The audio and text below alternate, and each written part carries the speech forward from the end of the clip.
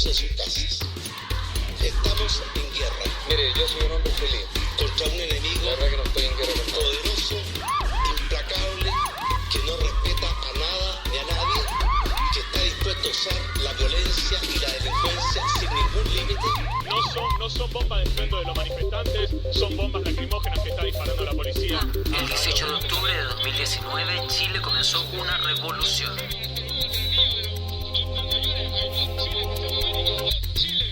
Nosotros queremos que esto se vaya para el mundo y que sepan que el pueblo despertó. Chile despertó. Plaza Italia de la Plaza Baquedano. ¿Y por qué estamos a 2 cuadras? Porque la policía... Y cuando nos las echó a circunstancias prueba piden más y mejor información, realmente, y esto es así, la gente no estaba haciendo nada.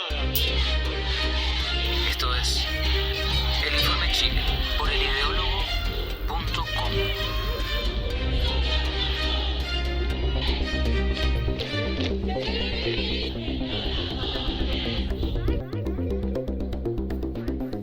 Bienvenidos, soy Felipe Herrera y he decidido comenzar este podcast para ayudar a difundir información que está disponible en las redes sociales y en portales que están preocupados de dar noticias independientes respecto de lo que está pasando en Chile. La idea es hablar de derechos humanos, de periodismo, medio ambiente y cultura en un país que está revolucionado. Bueno, ¿y por qué esos temas? Porque son los temas principales de elideólogo.com, un blog independiente que hago para reflexionar y analizar sobre Latinoamérica.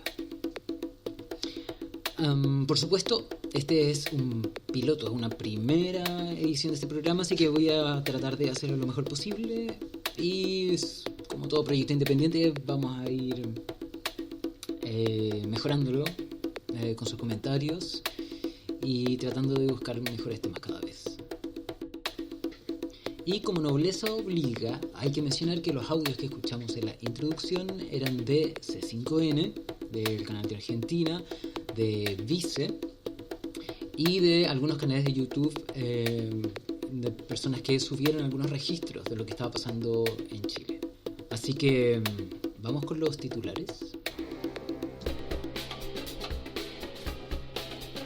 3 temas. El primero, el cierre del acuerdo para la nueva constitución. Vamos a repasar un artículo de Prensa Ruin donde se repasa lo que queda pendiente del acuerdo. Eso es muy interesante. El segundo tema, la utilización de, esto tengo que decirlo lento, clorobensilideno malonendrito en distintos estados, en guanacos, zorrillo y lacrimógenas. Un artículo del Desconcierte que confirma lo que habíamos estado sospechando y habíamos publicado en un artículo en elideólogo.com respecto del uso de armas químicas para dispersar manifestaciones por parte de carabineros. Tercer tema, no menos importante, repasaremos la acusación constitucional contra Andrés Chadwick, que está a punto de definirse. Mañana se vota en el Senado. Antes que entrar comentando un poco los temas, también insistir en la intención de este podcast y un poco marcar la línea editorial. Todos sabemos que durante los últimos 53 días, llevamos 53 días ya en esto, hemos cuestionado todo, y una de las cosas que más se ha cuestionado ha sido el periodismo. A mí personalmente me tocó muy de cerca porque, bueno, había estado alejado de la profesión desde que hice la práctica y después toda la experiencia trabajando, y de repente dije, en realidad no era yo el problema. Quizás las condiciones laborales del periodismo están muy cuestionadas hoy en día, y me pareció una súper buena oportunidad para ejercitar lo que uno aprendió y ser un aporte para lo que está pasando. Y no solamente desde Chile, porque lo que está pasando acá también está pasando. Un momento, antes tengo que decir que esto se está haciendo desde Chile, desde Valparaíso. Y Como decía, lo que está pasando en Chile está pasando también en Bolivia, está pasando de una otra forma en Bolivia, está pasando también en Colombia, está pasando en Argentina y está pasando en México también, en distintos niveles y de distintas formas en todo el continente. Entonces es necesario que pensemos de una forma distinta, y en ese sentido la reflexión, el análisis creo que es súper importante para que seamos mejores ciudadanos y para que no nos pasen gato por liebre también, ¿cierto? Así que eso, es un esfuerzo bastante modesto. La idea es recuperar información que está en internet, a lo mejor cosas que se nos pasan de largo y que de repente es más fácil escucharlos en un podcast, que alguien te los cuente, explicar cosas, poder compartir lo que está pasando. Eso. Bueno, un poco sobre mí, soy periodista, egresado de comunicación política, estudié algún par de cosas más y me gustan mucho estos temas, así que démosle.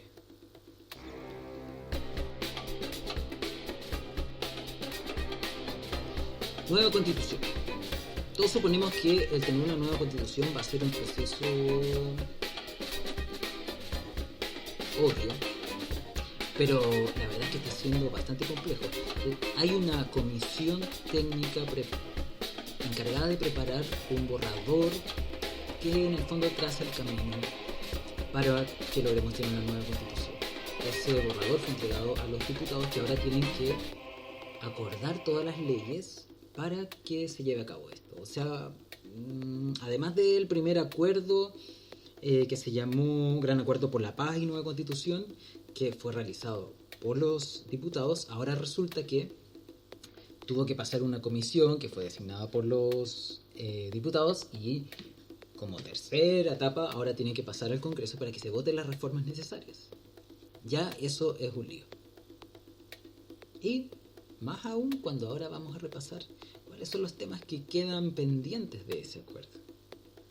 Y para hacerlo me voy a ayudar de un artículo de prensa Ruil, de ruil.cl, en que menciona algunos de estos temas. Son súper complejos, así que voy a tratar de hacerlo lo más didáctico posible, lo más al hueso. Si alguien quiere ver los detalles, por supuesto puede revisar ese artículo.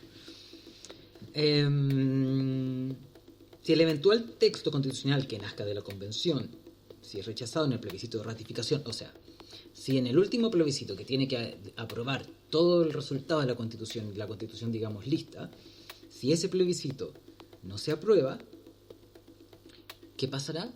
Volvemos a la constitución del 80. O sea que podríamos tener como resultado de todo este proceso que termináramos en lo mismo. Y esa es una de las dudas que plantea este artículo, que no habría posibilidad de volver a iniciar un proceso de nueva constitución. O sea, o es esta oportunidad o no habría otra. Suena un poco raro, ¿cierto? A mí me suena bastante raro. Lo otro es que se van a entregar dos papeles. El día en que se vaya a votar, el 26 de abril, para esta nueva constitución, se van a entregar dos cédulas electorales para votar. En una vamos a tener que elegir, responder a la pregunta, ¿quiere nueva constitución? Y uno va a tener que poner si sí o si no. Hasta ahí todo bien, ¿cierto? Y después va a haber otra papeleta que va a preguntar qué tipo de órgano deberá cambiar la nueva constitución. Y ahí hay que elegir entre convención constituyente o convención mixta. ¿Qué es lo que se está diciendo en este artículo? Es que una persona que puede votar no cambiar la constitución, enseguida podría poder igual votar por qué órgano va a redactar la nueva constitución. Entonces, lo que se plantea aquí es que quizás las personas que votan que no quieren cambiar la constitución, entonces ¿por qué tendrían que elegir la forma en que se va a cambiar la constitución? A lo mejor sí, con una cédula en que se hagan las dos preguntas podría resolverse ese tema. Esa es la segunda interrogante. Hay otra duda bastante grande, que es por qué en el caso de una comisión constituyente mixta, ¿por qué se plantea para esa comisión que sean 172 integrantes? O sea, 86 parlamentarios y 86 miembros electos, ¿ya? Sin embargo, Para la convención constituyente, que sería completamente elegida, se plantean 155 miembros. Y ahí luego viene un tema bastante complejo que no lo vamos a tocar acá, pero es sobre el sistema electoral, que en el fondo todas esas dudas plantean el tema de fondo, que es cómo se podría garantizar una paridad de género, de pueblos originarios, representación de pueblos originarios e independientes. Entonces, con esas, digamos, como diferencias y limitaciones que propone el sistema, como que ya se siente que es difícil que se vaya a que los parlamentarios logren aprobar una paridad de género o de pueblos originarios. Ahí está la duda planteada. Espero haber sido lo más claro posible porque de por sí es complejo. Bueno, además el artículo plantea que curiosamente, en el caso de que se aprobara una convención constitucional mixta, se dice que en el caso de que sean dirigentes sociales los elegidos para integrar esta comisión, estos cesarán en sus cargos desde la inscripción de las candidaturas. Lo que no pasa igual en el caso de los senadores o diputados que sean miembros de la comisión mixta. Entonces, ¿qué pasaría ahí con el funcionamiento del Congreso? Ahí está la otra duda. Otro tema polémico que no fue zanjado tampoco por la comisión técnica es que si, además de votarse artículo por artículo el texto constitucional nuevo, las convenciones respectivas, según la que sea elegida, deberán aprobar además por 2/3 el texto completo antes de someterlo a plebiscito ratificatorio. ¿Me expliqué? Esto quiere decir en el fondo, si además de votar el artículo 1, el 2, el 3, el 4, al final van a tener que votar todo de nuevo por completo. En el fondo, lo que se está planteando en cada una de estas dudas es que se le está poniendo constantemente como cortapisas o límites posibles, trampas, o como lo queramos llamar, para etapas que pueden ir frenando el proceso general. Otro tema que menciona el artículo es que no existe certeza respecto de la resolución de controversia, así como tampoco qué tipo de tratados son los que no pueden ser tocados por la convención. ¿A qué se refiere con esto? Que la Constitución es la carta fundamental del país, la ley máxima. Sin embargo, hay acuerdos de tratados internacionales que tienen validez por sobre la Constitución, especialmente los de derechos humanos. Pero sin embargo, este borrador no deja claro si los tratados que no pueden ser tocados por la Convención son los de libre comercio también o solo los de los derechos humanos. Dice, cuestión no menor si se considera que los tratados sobre derechos humanos poseen un rango supralegal, no así los de libre comercio. Eso es otro tema. Pensando, por ejemplo, en que se pueda aprobar el TTP en cualquier momento y la Constitución podría quedar mágicamente bajo las normas que imponga ese TTP. Bueno, además menciona este artículo que uno de los temas que se concentra opiniones divididas en cuanto a mantener el voto voluntario o volver al voto obligatorio, lo que tampoco quedó resuelto en esta comisión. El tema es que en general ya está como comprobado que el voto voluntario en general promueve al revés, promueve que el voto sea por gente más educada, con más capacidad adquisitiva, más rica, para decirlo en palabras simples, y que por lo tanto no va a haber representación mayoritaria del país. Y bueno, para seguir, tampoco, que esto ya lo mencioné un poco, pero tampoco quedó acordado por la mesa técnica el tema del voto en el extranjero, la participación de personas privadas de libertad de los migrantes, y más aún, lo más importante, no hay acuerdo aún sobre cuotas de género, participación de independientes y escaños reservados para pueblos indígenas. Más aún, Chile Vamos anunció que se cerró a la discusión. Así quedó el borrador y así quedó el acuerdo. no me extiendo más sobre este tema porque yo sé que es medio latero y súper complejo, lo que no hace más que representar las dudas que tenemos todos los ciudadanos comunes respecto de si realmente este fue un buen acuerdo, si se va a poder representar a todos, si finalmente lo que vaya a salir de esto es algo mejor para todos o nos quieren pasar gato por liebre, ¿cierto? Bueno, les dejo el nombre. Las dudas que deja el proyecto de reforma constitucional de la Comisión Técnica está en prensa ruil.cl.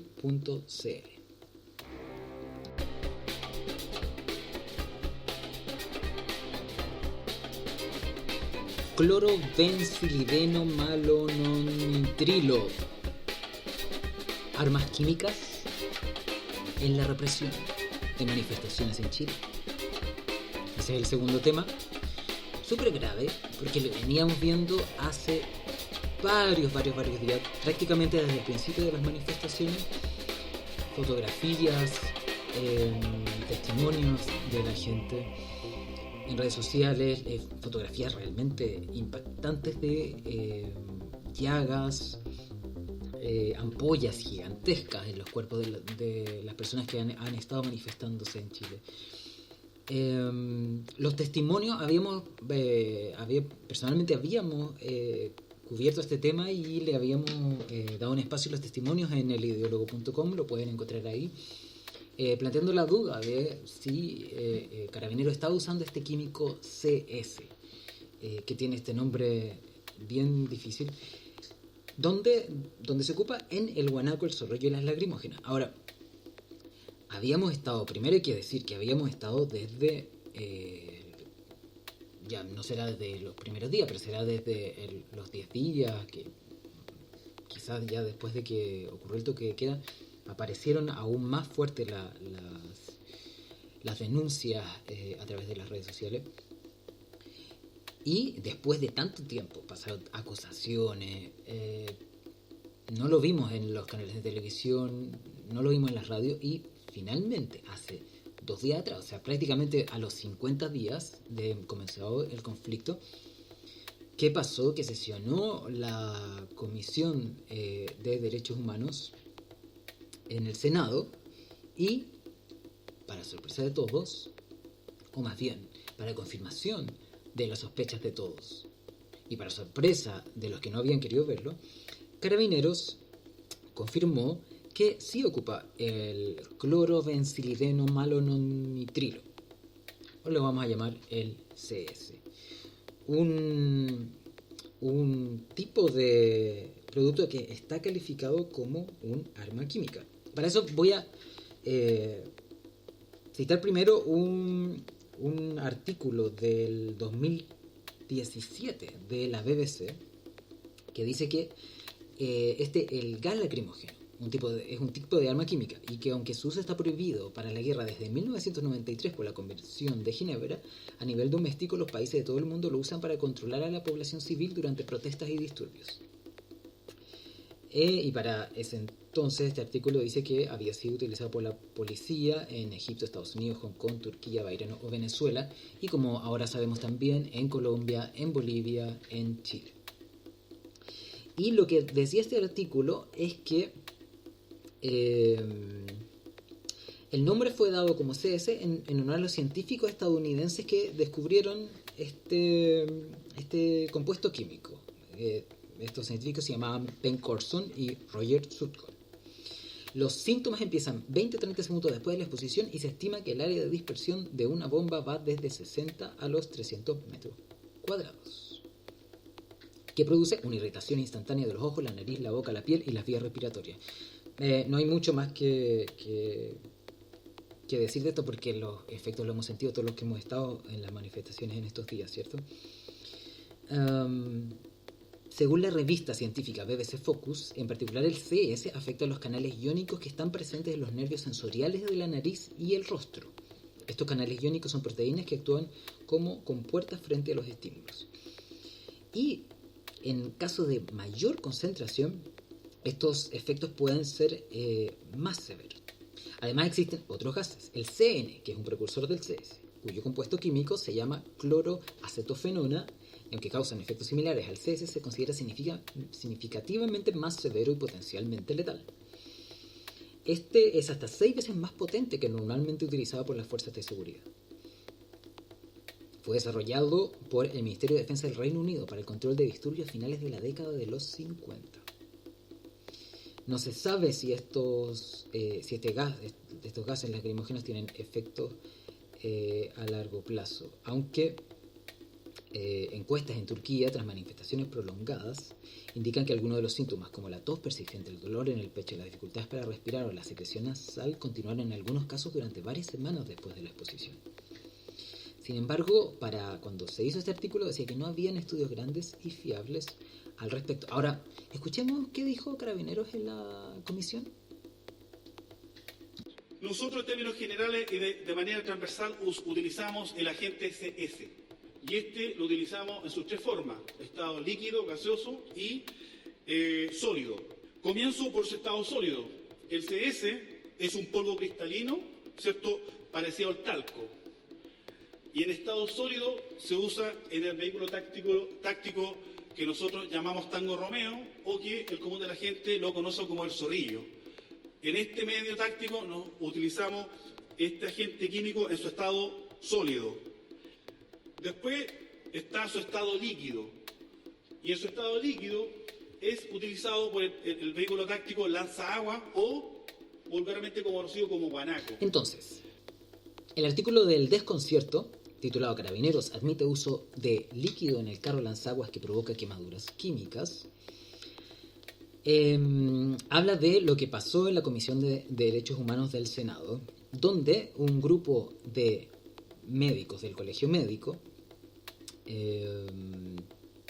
los voy a citar lo que declararon: los pacientes se están quemando con esta agua, dijo el doctor Maquiavelo durante la exposición, y las quemaduras químicas son graves. Son quemaduras que dejan secuelas, son importantes porque están en el GES, porque afectan a la gente joven en su capacidad laboral. Y esto es, pero impactante, dice, no sabemos cómo tratarlas, no es algo frecuente y hoy en día estamos viendo una explosión de casos y revisando la literatura, es algo que no se había dado en el mundo, parece el caso de los balines. Recordemos que por efecto de los balines que finalmente fueron prohibidos, Chile tuvo el mayor efecto de pérdida de ojos por balines en conflictos en todo el mundo. O sea, estamos hablando de otra situación muy grave por estas quemaduras químicas. ¿Qué más dice este artículo? Los casos que se han reportado son de grado intermedio, segundo grado. Para entender esto, la de primer grado son quemaduras que se dan por estar expuesto mucho tiempo al sol, lo que implica que puedan dejar secuelas estéticas o las funcionales. Y más característico aún han sido las quemaduras circulares en la cadera, como si tuviesen empapado el cinturón y tobillos. Respecto de eso, ¿qué fue lo que dijo Carabineros? La química de Carabineros dijo que esto era culpa de los manifestantes, lo dijo con otras palabras, pero básicamente dijo que las secuelas que se habían observado es porque los manifestantes no se habían tratado después. Lo que parece un chiste, ¿cierto? El doctor Maquiavelo agregó, y respondiendo a esto, no podemos culpar a los pacientes y decirles, tú no te sacaste la polera, vas a tener una quemadura. Pero el doctor Morales, que además es dermatólogo y que estaba en la sesión de la Comisión de Derechos Humanos del Senado, él advierte que lo que se está utilizando no es solo agua de la llave ni agua con CS. Y vamos al artículo anterior, entonces, ¿habrán además incorporado otro químico como el CR, que es más fuerte? Todavía está la duda y esto va a tener que ser investigado. Lo que se dice Carabineros es que la concentración que compraron es de 15 o 12% en tambores de 200 litros de líquido CS. Esa sería la concentración que están utilizando. ¿Cómo se usa esto? El operador del chorro de agua del Ganaco recibe órdenes de un oficial que dice proceda con agua pura o proceda con agua mezcla. Confirmó también que no tenemos la certificación de que el agua mezclada se usó en tal nivel para la operación. Hay un tema ahí, todavía está abierto. Dice aquí al final Morales, el dermatólogo, dice: alguien no está cumpliendo las órdenes o alguien no está diciendo la verdad, porque las quemaduras están siendo muy graves. Eso es lo que estamos viendo todos, y bueno, al menos por fin se está saliendo a la luz. Y aquí voy a hacer un comentario aparte. Me llama mucho la atención durante todo este tiempo que en Twitter hemos estado escuchando denuncias, diciendo cosas, y resulta que al final eran ciertas. Y por un lado es terrible, porque son cosas muy terribles las que están pasando. Y por otro lado, cómo la reacción de los medios, de la televisión, de los diarios, todo ha sido tan lento que indigna. Seguiremos con ese tema.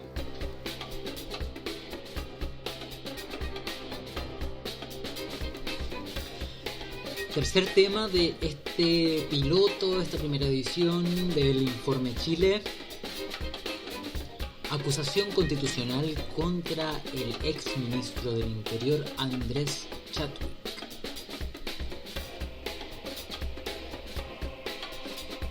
Fue la primera acusación constitucional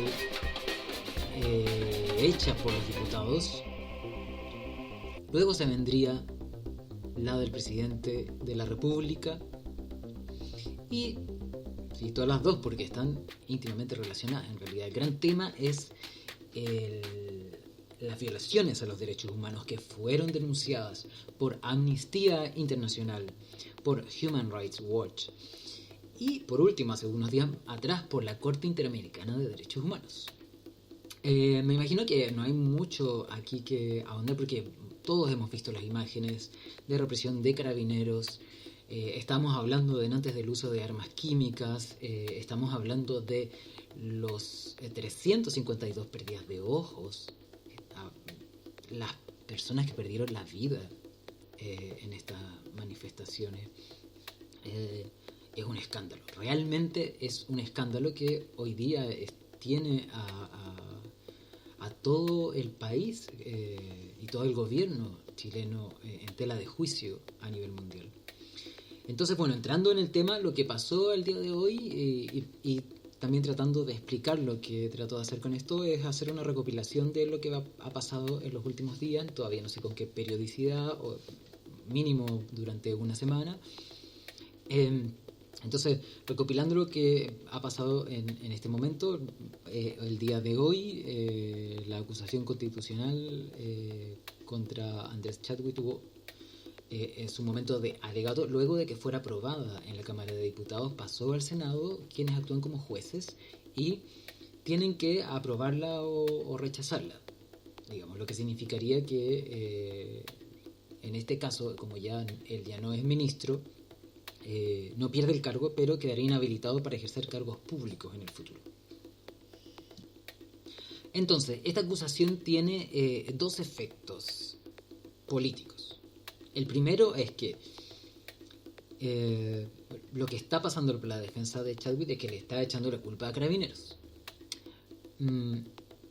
Al deslindar su propia responsabilidad, quedaría todo en investigaciones que se pueden hacer a individuos particulares en Carabineros, como si no hubiese habido un mando superior que hubiese tenido que vigilar y revisar cómo se estaba llevando a cabo la represión de las manifestaciones, y más directamente haciendo políticas represivas muy violentas contra manifestaciones que eran pacíficas. Pero también lo que pasa es que si se llegara a acusar, a aprobar la acusación contra Chadwick, sería quizás una barrera para aprobar una acusación contra Piñera, que por lo demás todos sabemos que es mucho más simbólica, porque es poco probable que se apruebe. Ese es en el fondo lo que está pasando. Y bueno, para revisar lo que se dijo, escuchemos a Boric, quien estaba haciendo la defensa de la acusación en el Senado. Porque si no, y esta pregunta es fundamental y les pido a todos que se las hagan en su fuero íntimo. Si no es el ministro del Interior encargado de la seguridad pública? ¿Quién es el responsable político de los hechos que han sucedido en el país? Porque la respuesta no puede ser nadie, no hay responsables. El pueblo de Chile no aceptará una respuesta que equivalga en la práctica a impunidad. La justicia, la búsqueda de justicia y no impunidad es uno de los temas que se habló bastante en la comisión que analizó la acusación, y en uno de los tuits Boric ya había anunciado que el colegio médico señaló en la comisión que se había advertido el riesgo de los balines y su composición a la autoridad y que ésta no tomó las medidas pertinentes para evitar seguir causando daño. El tema de los daños oculares es uno de los principales argumentos en contra de Chadwick en esta acusación. Además, por cierto, de las decisiones que llevaron a tomar un toque de queda y en el fondo establecer todo un estado represivo durante 10 días en el país. Por supuesto, para los que hemos estado del lado de las manifestaciones, lo que se le alega moralmente, si se quiere, a Chadwick, más allá de lo que pueda haber como argumento legal en esta acusación, es que él estuvo ahí cuando pasó lo de la Operación Huracán, cuando pasó lo de Camilo Catrillanca, que en el fondo habla de una impunidad policial que era responsabilidad del Ministerio del Interior. Ese es como lo que está de fondo también. Y bueno, vamos a ver mañana qué es lo que pasa cuando a las 9:45 horas se vote. Probablemente cuando ya esté publicado este podcast vamos a estar viendo por televisión, por la radio, vamos a estar escuchando qué es lo que va a pasar con Chadwick y los efectos políticos que va a tener después para la acusación contra Sebastián Piñera. Pero bueno, Chadwick se defendió y es impresionante cómo trató de hacerse recordar la amistad, digamos, con los senadores para las votaciones que van a tener, y por supuesto dice que él siempre ha apoyado los derechos humanos.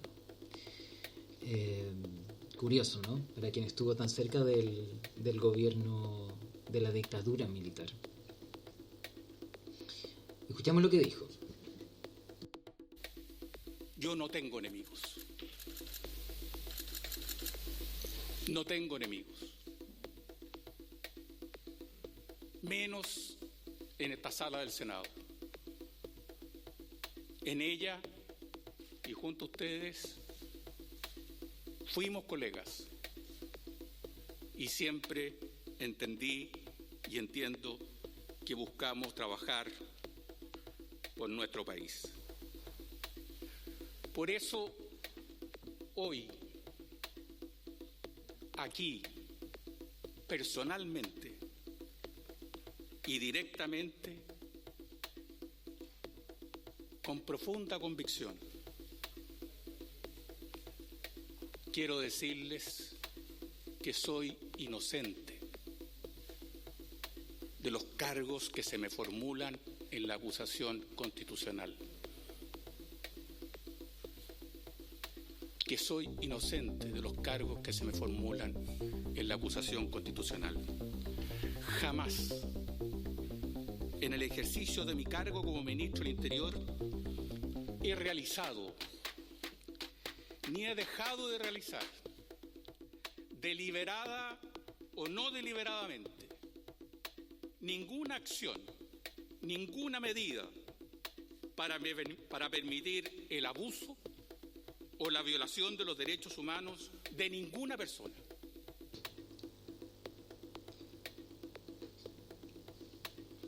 Curiosa defensa la de Andrés Chadwick. A mí lo primero que me hizo recordar fue esta frase de Pinochet. No me acuerdo, pero no es cierto.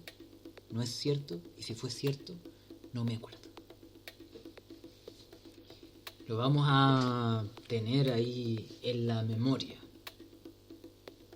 Por último, vamos a citar también un artículo que salió recién de Clinic, donde recoge las 10 frases de Chadwick ante el Senado. Voy a citar solamente a 2 frases. Lamento profundamente las muertes de personas que se han producido, los heridos y la existencia de casos de violación a los derechos humanos, como también lamento lo ocurrido con aquellas personas que han sido gravemente dañadas, sean civiles o sean policías. Primero, esta frase llama tremendamente la atención porque en todo el tiempo en que estuvo en el Ministerio del Interior durante este periodo, digamos, fueron pocas las palabras que se escucharon respecto de este tema respecto de las personas que estaban siendo agredidas por las fuerzas de seguridad de una forma descontrolada. Parece que se nos olvidaron las imágenes que vimos por todas las redes. Así que esta frase es impactante. Pero hay otra todavía más impactante, que es la última. Dice: nunca vamos a estar exentos y nadie puede garantizar que no se vaya a violar o vulnerar los derechos humanos. Pero ¿saben cuál es la defensa de la democracia? Cuando hechos condenables se producen, que funcione el Estado de Derecho y no exista impunidad. O sea, si este señor nos gobierna, no podemos estar seguros de que los derechos humanos van a ser respetados. Esto claramente, y ya cerrando porque ya estoy sobre los 30 minutos, es uno de los temas principales que ha estado en esta etapa, en este despertar de Chile. Yo siento que todo se ha puesto entre los que son más pro propiedad o pro cosas materiales, por ponerlo en palabras simples, y del otro lado los que están a favor de la vida, a favor de los derechos humanos, a favor de la dignidad de las personas. Y esa disyuntiva esencial es la que está en el fondo de lo que está pasando. Y bueno, así me voy despidiendo, y para esos temas, para ir haciendo un recuento, una crónica, un testimonio de esa disyuntiva, espero seguir con este podcast, espero que les haya gustado. Voy a estar esperando los comentarios. Muchas gracias, si es que usted llegó al minuto 37 de esta transmisión, y bueno, que sea lo mejor y que sea lo mejor para Chile, y aguante más información, mejores medios, y que todos seamos mejores después de todo esto, ¿cierto? Nos vemos en la próxima. Soy Felipe Herrera y muchas gracias por escuchar.